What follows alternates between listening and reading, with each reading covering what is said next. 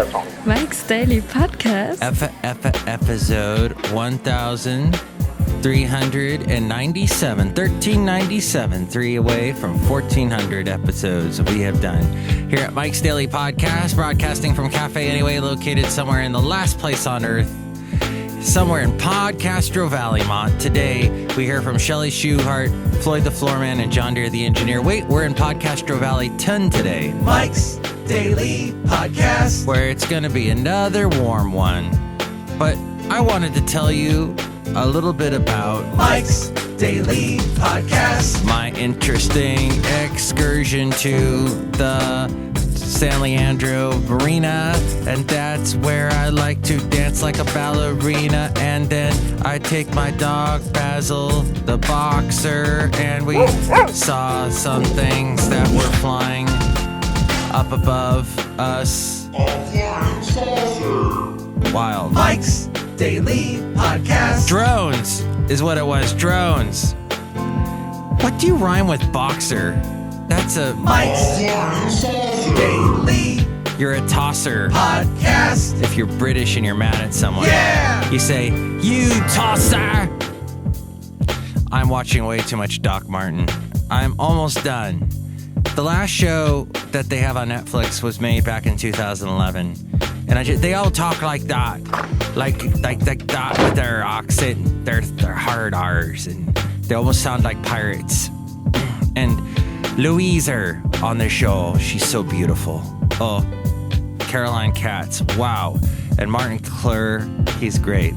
That's my little opinion. Hey, a bunch of people walked in, as you heard. Doors open and slam and shut. Look who it is. Hello, Mike Matthews. It's Chely Shoehart, the gift shop supervisor. Why did they do that? Because your name is so amazing. It's dramatic. And here's today's podcast picture. The podcast picture today is of the wonderful Basil the Boxer. When we were at Don Castro, it's called Don Castro Regional Park in Podcastro Valley. It is a beautiful little place with lots of eucalyptus leaves and branches everywhere because there's a ton of eucalyptus trees everywhere. And there's this little lake that's about an acre long. It's not very big. It's very tiny. It's a pond, basically. And people fish in it, and that's gross. I don't think I'd want to eat anything out of this lake, but people fish in it. And there's also a little pool. Kids go there. And if you go there on a Saturday afternoon, and I guess anyway, anytime on the weekend, I've been there on a Saturday afternoon, it is a party, man. All the little barbecue grill setups that the park already has there, you know, the permanent barbecue grills they got. Everybody's taking them all up. There's dancing, there's all kinds of music playing, different types, little hip hop, little rock, little country all going on. Ain't that America to you and me? Little pink houses and you and me. And so after this podcast picture was taken about 2 weeks ago. But yesterday, I took Basil somewhere. Well, first off, on Friday in the marina, there were all these drones flying around. Friday evening, drones and fireworks. Lots of stuff going on in the sky, and that's when I saw Basil for the first time really freak out over a firework going off. All 4th of July, he was fine, but one going off really close and the big explosion in the sky, he didn't like that so much, so we headed straight for the car and left and went home. But there are all these people flying drones. By the way, I'm recording this at 7:56 on Sunday morning, and I didn't get much sleep. And I know this show is very erratic and all over the place. And I was talking to someone he's a longtime legendary San Francisco radio personality host. And he was asking me, totally interrogating me about this show, about this podcast. What is it? What's it about? Explain it to me. He goes, I want you to explain it to me like people that want a show on my talk station, because he also is the program director for this talk radio station in San Francisco. He's like, I want you to explain to me your show in 30 seconds like we just got on an elevator and we're talking on the way up. I want you to, and I've asked you what your show's about. Tell me what it is now. And I don't know what to say about this show. It's a total mishmash. Maybe that's why it doesn't have 7,000 downloads a show. Like some people that I know are doing really well with their podcasts. But they have a specific honed in focal point, a focus.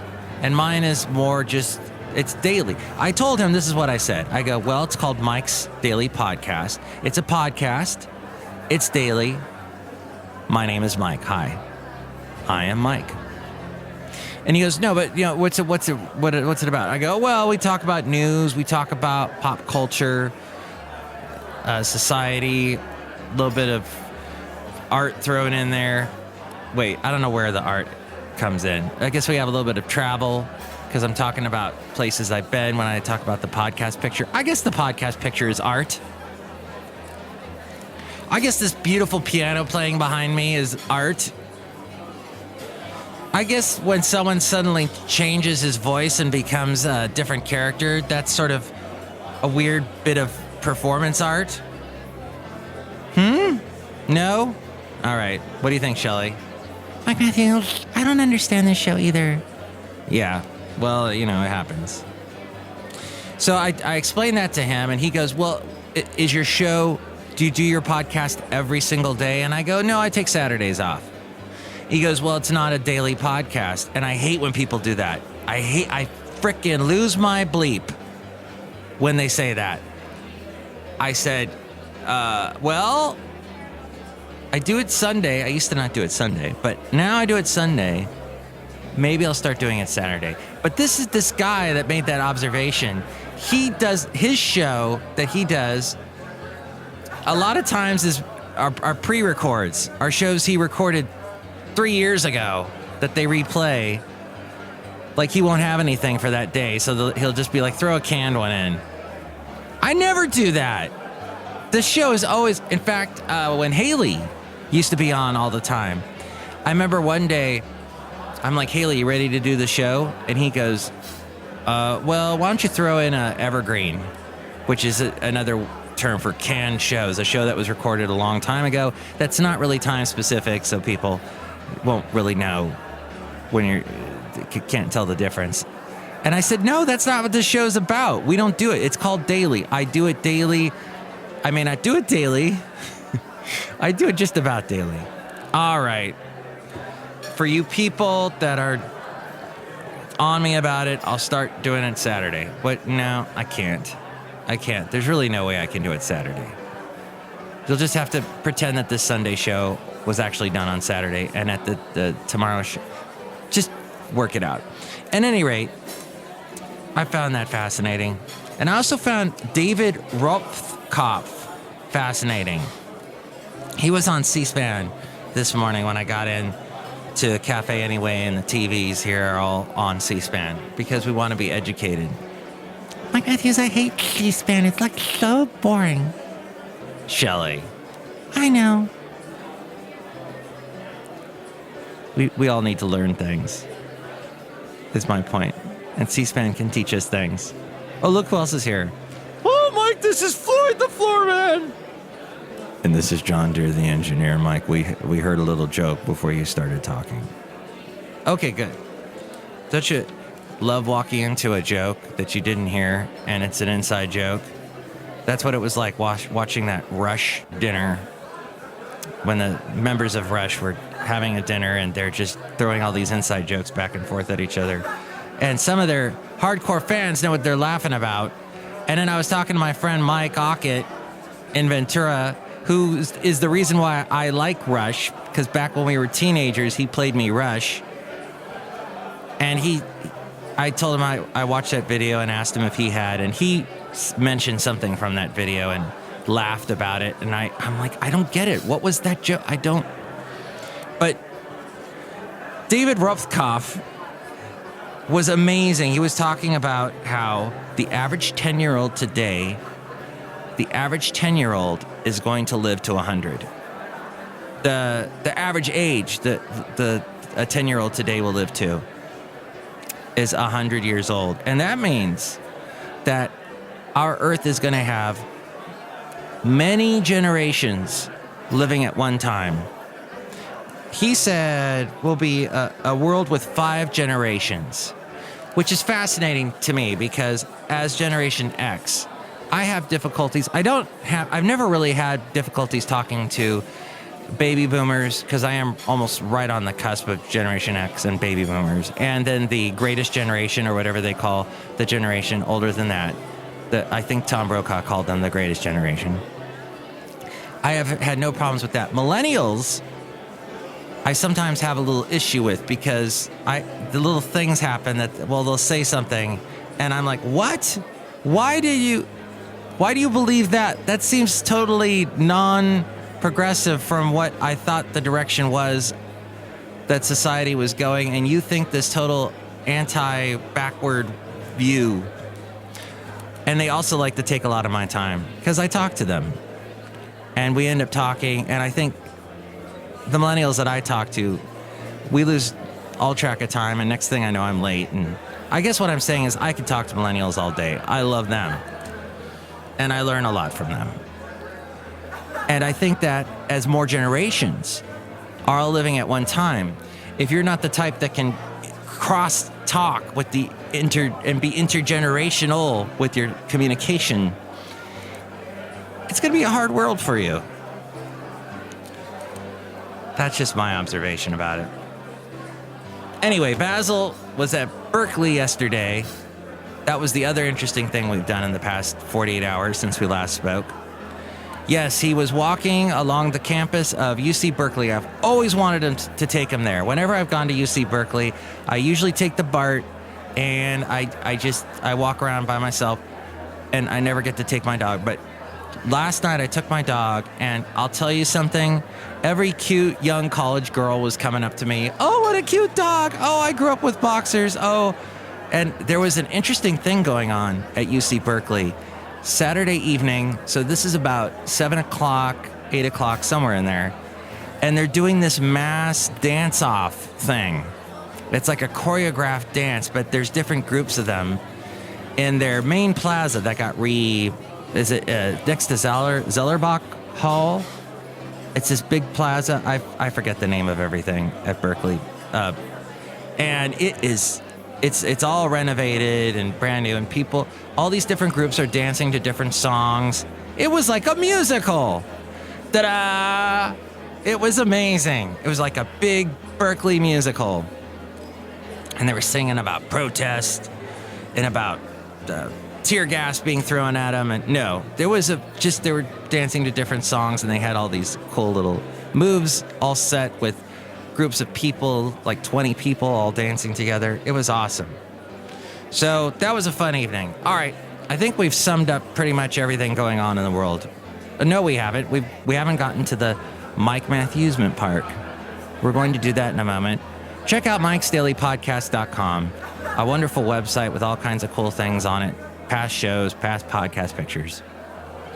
Actually, if you want to see all the Café Anyway characters, they are rendered in cartoon form by yours truly. You can see those pictures at Mike'sDailyPodcast.com. You can help out the show through the Amazon link. If you're going to buy anything on Amazon, go through that link at Mike'sDailyPodcast.com first, and that helps us out. And there is also the PayPal link. If you help us out that way, you'll get a special greeting from all the Café Anyway characters, and you'll become an inglorious Mike's Daily Podcaster at Mike'sDailyPodcast.com. And you can call me at 336-MM-DAILY. A big thank you to Sylvia, who listens to the show. I don't know if she catches the Sunday show, but she told me Friday, she sent me a compliment via text, because she texts the show. You can also text us at 336-MM-DAILY. And she said, hey, the singing was right on today. And I thought that was nice of her. I think I sang a little bit of Tim Finn from Split Ends and Crowded House. And something else, but we occasionally just burst into music here. But not today. I'm barely keeping my eyes open. Not much sleep. All right. Oh, and by the way, on my way to work, I forgot you have to have a key card to get into the building, and I forgot that, so I had to drive all the way back home and get it. What a day. Okay, here's the segment called Mike's Matthewsment Park. The front panel will close automatically. Please remain seated at all times. What a ride, what a ride, what a ride. Sean Spicer had quite a ride, didn't he? His tenure is done. But his verdict on much of Saturday Night Live's relentless parody of his White House press secretary role, his verdict on it, now that he's stepping down, he says, I think that there were parts of it that were funny, but there's a lot of it that was over the line, he said to Fox News. He was talking to Sean Hannity, who I knew back at UCSB a gazillion years ago, back when he first got started and when he was thin. Hannity, he was talking to him in an interview. It wasn't funny, it was stupid or silly or malicious, he said. The White House announced Spicer's resignation on Friday, a move that came as Anthony Scaramucci was tapped for communications director. Throughout his relatively brief tenure, and I like the word tenure, don't you? It's like a fascinating word, tenure. No, maybe not. He has been skewered on Saturday Night Live, being portrayed by the lovely Melissa McCarthy, who got her start on Gilmore Girls, playing the character of Sookie, the cook. And then, of course, rose to fame with the Bridesmaids movie. And now she's done a gazillion movies since then, some really, really bad. But she portrayed him as a short-fused and frustrated defender of President Trump. And now we can watch them all those back-to-back, those wonderful renditions of Sean Spicer, and go, that was an interesting time in American history. Sean Spicer said to Sean Hannity, there were some skits on late night television that I did crack up at, so sometimes it can be funny. Some of the memes you have to crack up about, but sometimes it goes from funny to mean. Yeah. Well, that's, humor. Hey, have you heard of Grand Scala? I found out about it through Bing today, because on the Bing homepage, they have the agricultural fields in the Monegros Desert near Los Monegros in España, in Spain. And apparently there was going to be, at one time, a huge resort, a European project called Gran Scala, to be built as a destination city of leisure for all ages. On a huge site, 6,700 acre site in the desert of Los Monegros. The project included the construction of 32 casinos, 70 hotels, 5 theme parks, and a town of 100,000 inhabitants. Opening was planned for mid-2012. The project began in 2008. As of 2015, no development has taken place. And the project appears to be one of many in Spain that failed after the 2008 financial crisis left its mark very heavily in the county. Which, after reading that, I thought about this. I thought about the Salton Sea here in California. Actually, where I used to live in Southern California, it wasn't too far away. When I used to take off from LAX, you always flew over the Salton Sea. It's a shallow rift lake, saline, heavy on the salt, located directly on the San Andreas Fault, predominantly in California's Imperial and Coachella valleys. Yes, I said Coachella. The lake occupies the lowest elevation of the Salton Sink in the Colorado Desert of Imperial and Riverside counties in Southern California. Now, what I found fascinating about the Salton Sea was that it was going to be a big resort, and that failed. And I'm trying to find out. Oh, it doesn't really talk about that in this article. Well, it was going to be a big place. It was going to be the new Las Vegas. You would go there. And I say Las Vegas, like as if there are laws being broken in Las Vegas, but that's probably true. And at any rate, it was going to be a big development, and and I found out all this about the Salton Sea through a book called Weird California. I got this book about 15 years ago, and it talks all about the Salton Sea and about how these developments were made and they were abandoned, and there's like all these ruins of old hotels and casinos that never came to fruition. And the Rat Pack was supposed to play there. Well, the thing that did get successful out there, of course, in the Coachella Valley, you have the Coachella Music Festival. Did you know that I Love Lucy, Lucille Ball and Desi Arnaz were a big part of some of the developments out there, including the Thunderbird Heights track in Rancho Mirage, once the home of President Gerald Ford and wife Betty. Supposedly, also, it was the inspiration for the car known as the Thunderbird out there. The same area once served as a training ground for General George Patton's 3rd Army Troop and tank battalions. George Patton. The site is home to the El Paseo shopping district. Patton also trained in a huge plot of desert stretching from Chiriaco Summit, just off the eastern end of the valley, northward almost to Amboy, along the Route 66 in the Mojave Desert. Tank tracks from those maneuvers are still visible today in the open desert, and a museum dedicated to Patton is located in Chiriaco Summit.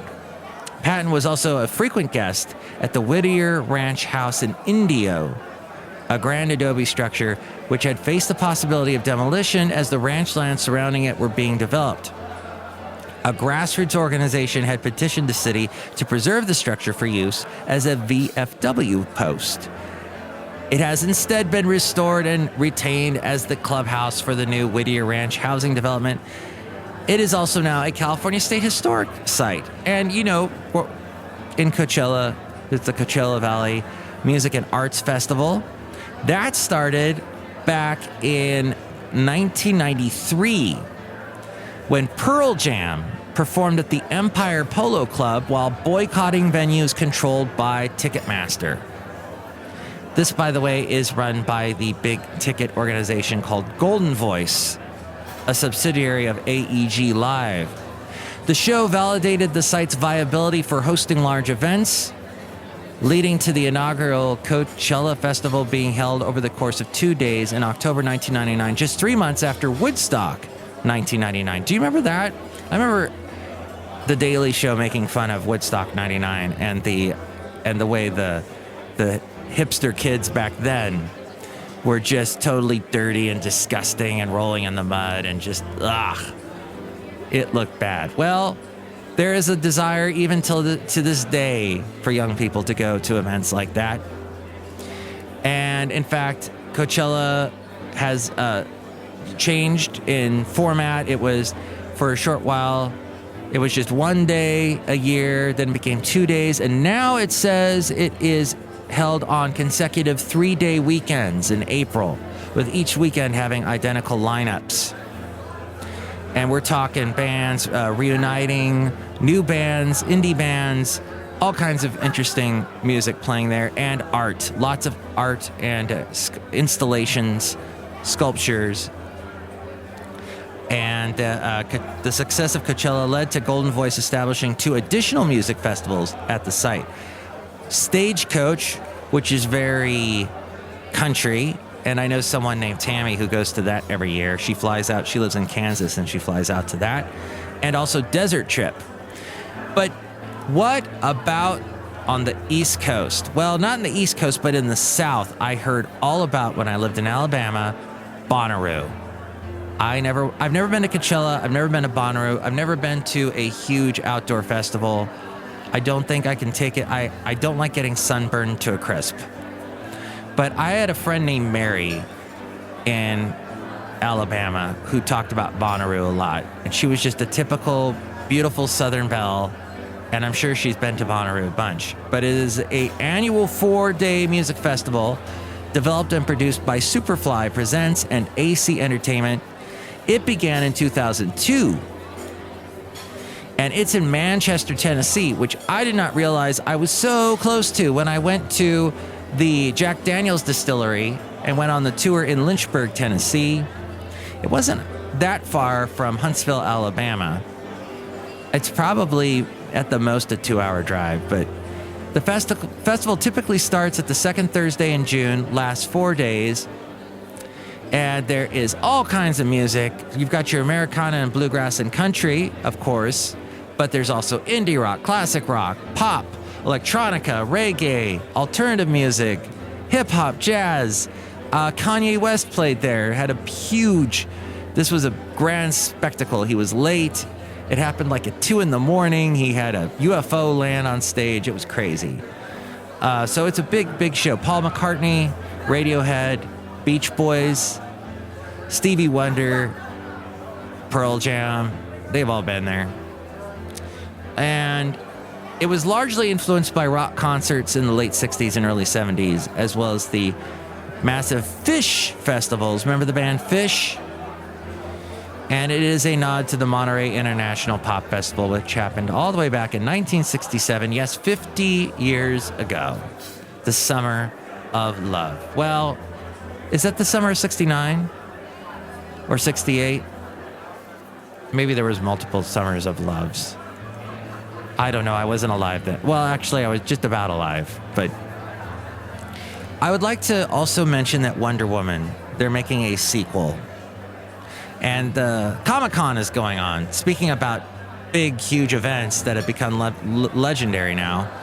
Comic-Con from San Diego, and I would love to explore the origins of that. That's a fascinating origin story for... Speaking of origin stories, most of the movies that are featured in Comic-Con are origin stories.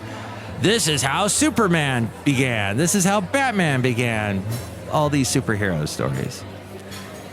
But Wonder Woman is going to be getting a sequel. It isn't not only Warner Brothers' most successful DC Universe property now, it is also the highest grossing movie of the summer. It beat out Guardians of the Galaxy. Volume 2 Wonder Woman is what they're going to call it. Or what? Whoops. Nope. That's something else. But Wonder Woman is also one of the highest rated films on Rotten Tomatoes and is the DCU's biggest critical success with both reviewers and fans. Patty Jenkins. She is the first female director to have the highest grossing movie of all time. She has spoken before about how she'd like to return to direct the sequel, confirming that she would like to do another period piece, but set it in a different time. Wonder Woman takes place in the end of World War I. And Justice League is going to be the next movie Wonder Woman is in. That comes out November 17th. Hey, by the way, speaking of amazing women, or women that have had to put up with a lot, let's talk about Theresa May. She is going to remain in her job until at least 2020, said the British Transport Minister. She could even fight another national election. Following reports of cabinet infighting, Theresa May would continue as Prime Minister once Brexit has been achieved in March of 2019. And according to the British Transport Minister, Chris Grayling, this is because she commands the overwhelming support of the Conservative Party. And finally, you know, Basil the Boxer makes his appearance on this show quite a bit. And now, apparently, you'll be able to translate what your pet is saying. According to a report commissioned by internet giant Amazon, futurist William Hyam believes the technology could be a reality within the next decade The findings come from a report called Shop the Future, which was commissioned to coincide with the launch of Amazon's new platform under the same name. Alongside Hyam, the paper was co-authored by another futurist from London named Anne-Lisa Kajair. The idea of so-called pet translators has existed for a few years now, but the technology behind the product is yet to catch up to the vision. Thanks to artificial intelligence, as we go outside of Café Anyway, where we bring you Mike's Daily Podcast somewhere in Podcaster Valley, and machine-learned projects being spearheaded by academics, that may soon change. Innovative products that succeed are based around a genuine and major consumer need. The amount of money now spent on pets, they are becoming fur babies to so many people, said Hyam. This means there is a huge consumer demand for this. The authors predict that future pet translator applications will be able to play back a pet's bark or a cat's meow and tell you what they mean. In the near future, devices may be placed directly into a dog's collar. Hey, this sounds just like Up! Squirrel! Which would tell the owner what the pet wants. Despite the lofty ambition, however, any timescale for release remains murky. The Amazon-funded researcher based his analysis on the work of Professor Kon Slobodchikov, I love Russian names, from Northern Arizona University. That's a wonderful Russian school, who has dedicated 30 years to studying the language and behaviors of North American prairie dogs. Aren't those little guys cute? Using cutting-edge technology. Using his research, Slobodchikov is currently attempting to raise the necessary funds to build a fully fledged cat and dog translation device.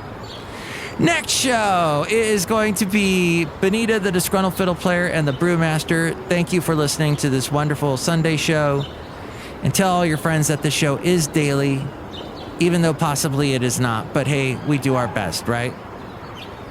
And may the tenure of this show be a long one. I'm sure it will. It's already been,